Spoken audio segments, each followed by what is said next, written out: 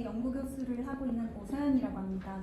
지난 7월에 약 3년 동안 미국 하버드 보건대학원에서 모자보건 연구를 하다가 다 들어와 여기 계신 교수님과 선생님들께 나누고 싶은 얘기가 정말 너무 많습니다. 그러나 7분밖에 시간이 없기 때문에 최대한 잘 활용해 보겠습니다. 제가 교포라 한국어 발음이 조금 어눌할 수 있는 점 양해 부탁드리고요.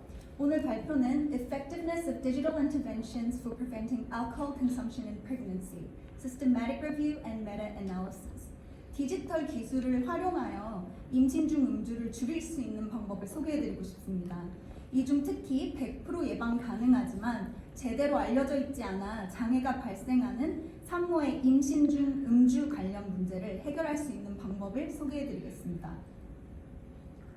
일단 이 학회의 주제가 미해결 모자 보건 분야의 쟁점 토론 및 향후 개선 방향인 만큼 우리나라의 저출산 얘기부터 시작할 수밖에 없는데요.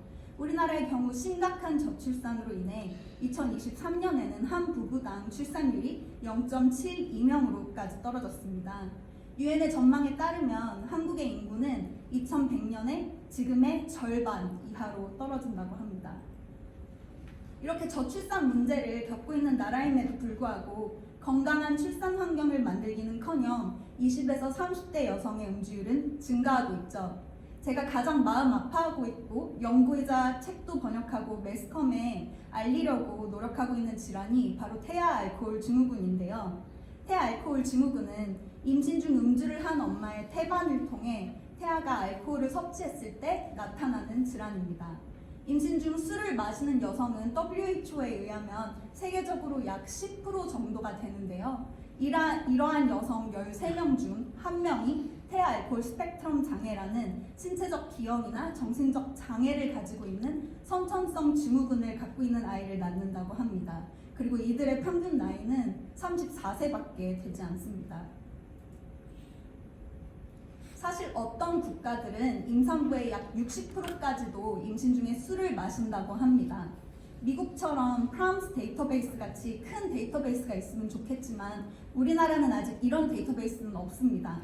다만 임산부 코호트 연구들을 개인적으로 보면 임신 바로 직전까지도 고위험 음주를 하는 여성이 20대 산모의 경우 19.9%, 30에서 34세 산모는 48.2%, 35에서 39세 산모는 26%까지 있다고 하고 이런 집단은 일반 집단에 비해 매크로스토미아, 거대아를 출생할 확률이 일반 집단에 비해 약 2.29배나 높습니다. 디지털 인터벤션은 비용 효율적이고 접근하기 쉬운 방법으로 건강관리를 지원할 수 있습니다. 특히 상담 시 발생할 수 있는 사회적 스티그마를 줄일 수 있기 때문에 임산부나 출산을 계획하고 있는 부부의 행동 변화를 촉진하는 데 아주 효과적이라고 생각합니다. 디지털 기술을 활용한 중재는 단순히 임신 중 음주를 예방하는 데 그치지 않고 임신 계획과 출산 준비 과정 전체에 긍정적인 영향을 미칠 가능성이 있습니다. 특히 임신을 계획하고 있는 부부라면 최소한 임신 3개월 전부터 음주와 흡연을 중단하고 균형 잡힌 식단을 섭취하고 충분한 운동과 스트레스 관리를 하는 것이 중요합니다.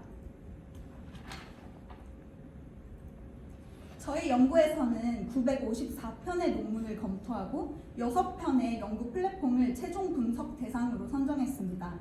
이러한 연구 대상 플랫폼은 컴퓨터 기반 프로그램, 모바일 어플, 그리고 문자 메시지 서비스를 포함하며 목표는 임신 중 음주 예방 효과를 평가하는 것이었습니다. 인상 깊은 몇 가지 대표적인 웹사이트나 어플들을 발견을 했는데요. 미국에는 Text for Baby라는 웹사이트 플랫폼이 있습니다. 존슨앤존슨이 수백만 달러를 기부를 해서 개발이 되었는데 임산부와 새로 엄마가 된 여성들에게 무료 문자 메시지를 통해 중요한 건강 정보를 제공하고 있었습니다. Text for Baby는 산모와 아기에게 필요한 맞춤형 정보를 주고 있었기 때문에 이런 프로그램은 출산 결과 개선에 기여하며 정보 부족으로 어려움을 겪는 지역사회의 건강 격차를 줄이는 데에도 큰 역할을 한다고 생각합니다. 저희 연구의 주요 결과를 보면 디지털 중재는 임신 중 음주 위험을 약 38%까지도 감소시키는 것으로 나타났습니다. 그리고 이 중에는 컴퓨터 기반 플랫폼이 가장 효과적이었습니다. 이러한 결과는 디지털 기술이 임신 중 음주를 예방하는 데 아주 중요한 도구로 사용될 수 있음을 보여줍니다. 다만 연구 결과의 질과 잠재적인 한계도 있었습니다. 대부분의 연구는 무작위로 참가자를 배정했기 때문에 참가자나 의사들이 자신이 어떤 그룹에 속해 있는지를 완전히 모르게 하는 블라인딩 과정이 부족했습니다. 그러나 저희가 에걸스 테스트를 통해서 출판 편향 여부를 확인하기 위해 다양한 분석들을 진행을 했을 때는 통계적으로 의미 있는 편향은 발견되지 않았습니다. 사실 제가 미국을 갔을 때 가장 놀랐던 건 태아알코올 증후군이나 그 스펙트럼에 있는 태아알코올 스펙트럼 장애는 Most Preventable Developmental Disability, 가장 예방이 가능한 Developmental Disability라고 국가 차원에서 지정을 하고 퇴치를 하기 위해 많은 노력을 하고 있었다는 것입니다. 특히 디지털 인터벤션과 머신러닝을 사용해서 저소득층에게 더 나타나는 이 장애를 의사와 기형학 전문가들이 보다 쉽게 진단할 수 있도록 노력을 하고 있었습니다. 그리고 더 저소득층에서 많이 나타나는 병인 만큼 low resource setting에서 정확하고 빠른 진단이 가능하게 데이터를 모으는 것에 집중을 하고 있었습니다.